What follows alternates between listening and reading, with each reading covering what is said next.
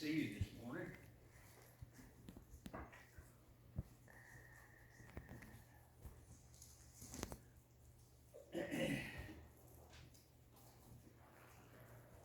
We'll start with a scripture from Deuteronomy chapter 7. That's where we started last week. We just didn't get very far, huh? Not really. Know therefore that the Lord your God, He is God, a faithful God, who keeps His covenant and His loving kindness to 1,000 generations with those who love Him and keep His commandments. Covenants have been used for many years and generations to bring peace and confidence to individuals in relationship with each other, even when the parties involved are at odds with each other. This is accomplished by the stipulations of the covenant document that allow for certain retribution if the terms of the covenant were not met. That gives each of the parties something of a guarantee that things are going to be done the way the covenant states it, that the terms will be kept. Now God, our Father, has consented to bind Himself by covenant, as if He couldn't be trusted. He is seeking to reach out to us in our weakness, in our need, and He desires to give us full assurance and confidence in Himself of what He intends and has promised, actually, to do for us. Happy is a person who truly knows God as his covenant God and understands the covenant promises him, what the covenant promises him. What a confident expectation it gives him of the sure fulfillment of the terms of his covenant. It actually gives us a hold on our covenant-keeping God. He will do what He has promised. You have His word on it, and you actually have what I call a lever. You have a summary course. When God created mankind in His own image, His intent was that we should live our life as much like His own as is possible for a creature to do.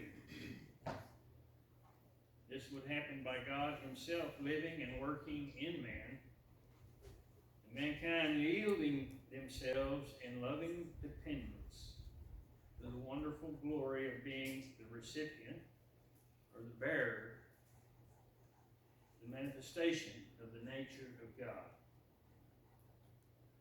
The key to man's happiness was to be a trusting surrender of himself to the willing and working of God in and through him. When sin entered, this relationship was destroyed. Man ran in fear from God.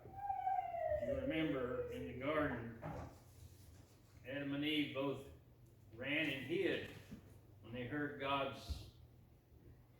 walking in the cool of the evening. They were hiding among the trees. They were naked and ashamed. They hadn't even realized that before. Mankind, when he disobeyed, was afraid of God and ran from Him. Mankind now lost his trust in God. Why should God keep some knowledge from him? Especially if man was supposed to grow into God's very image. Why was it that God wouldn't tell him everything? But man was now in a pickle. He had sinned, and yet he was powerless to extract himself from the practices of it. In fact, he was drawn deeper and deeper into it. Kind of like quicksand. The harder he fought against it, the deeper and the more that it stronger hold got onto him. It soon became obvious that if man was to be saved, God was going to have to do it all by himself.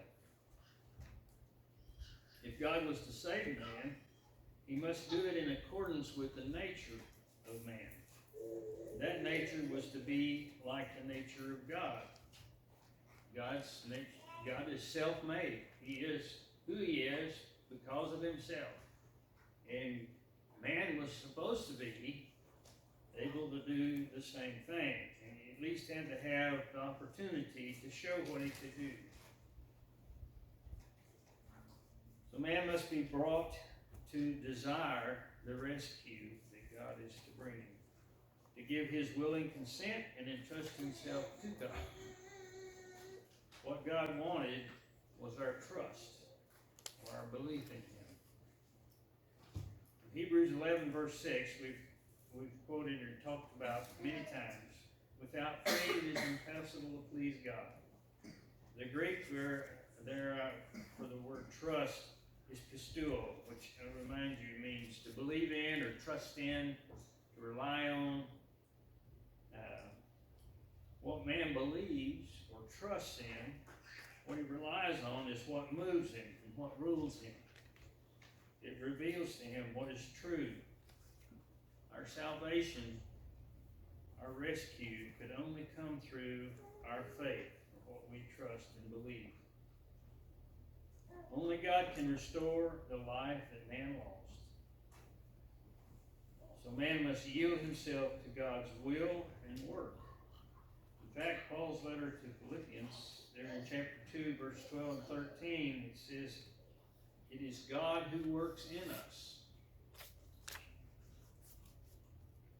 So he works in and through us. So that was his first great work that God undertook. To get man to trust him. That's been an enormous task. He worked with individuals as well as the people of Israel as a whole. And when they trusted him, he could do anything. Anything was possible. But nothing grieved him more than their unbelief or their distrust.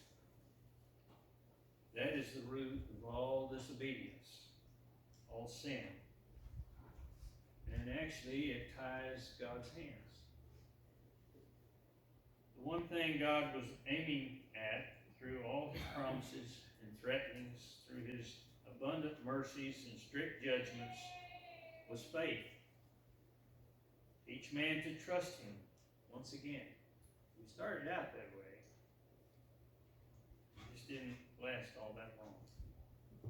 Of all the aids that God used to communicate what he wanted by our faith in him, the chief was the covenant. The chief one was the covenant. This came about in several ways. First of all, the covenant always showed his purposes. It set forth in definite promises what God was willing to bring about in those with whom the covenant was made, so they would know and desire. They'd know what to expect. That way their faith could feed itself on what God was doing, although it might not be obvious at the time.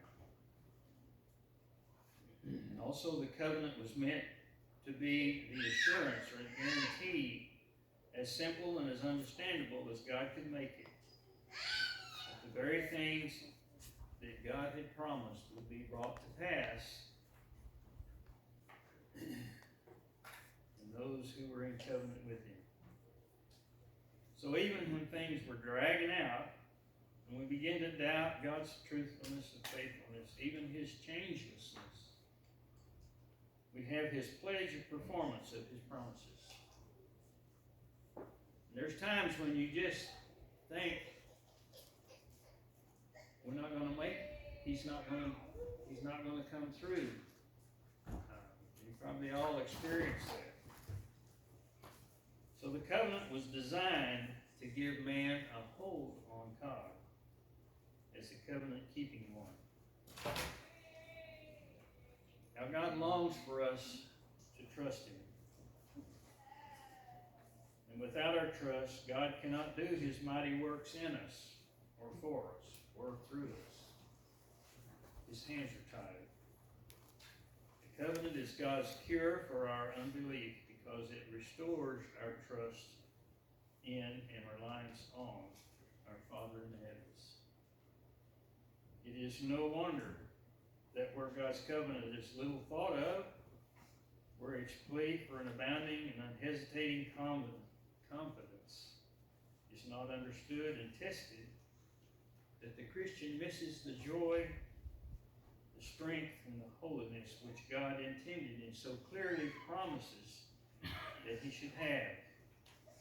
We might seriously ask whether the lack in our Christian life, especially in our faith, is not due to our neglect of our covenant.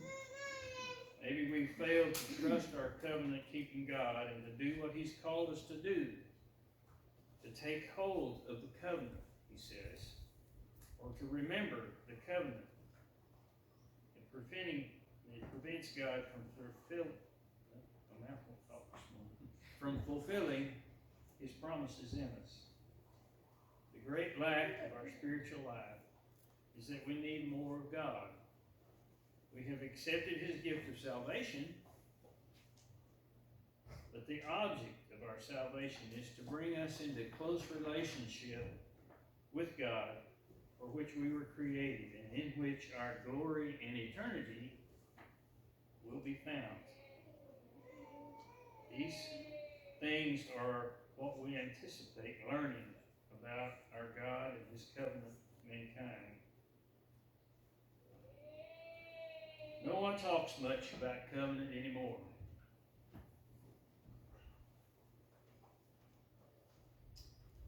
But it is how God chose to approach us with His good news, the gospel. I hope by these next several lessons to increase your trust in the Father, in your Father in the heavens, and to understand what He has promised us in regard to our relationship with Him.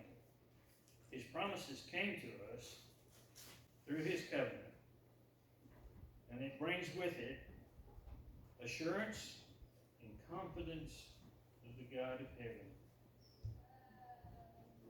who is good to His word. You can depend on it. That's my thoughts this morning.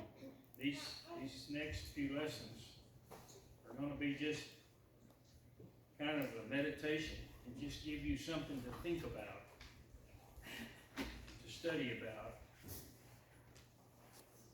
for the week. Spend some time sorting out what you can know about the covenant that God has established with us, and how you can be a part of that, how it aids you in the way you live, and the way, all kinds of things that touches all areas of our life. If you have needs this morning that we can help you with, or pray for, we invite you to come, let us know.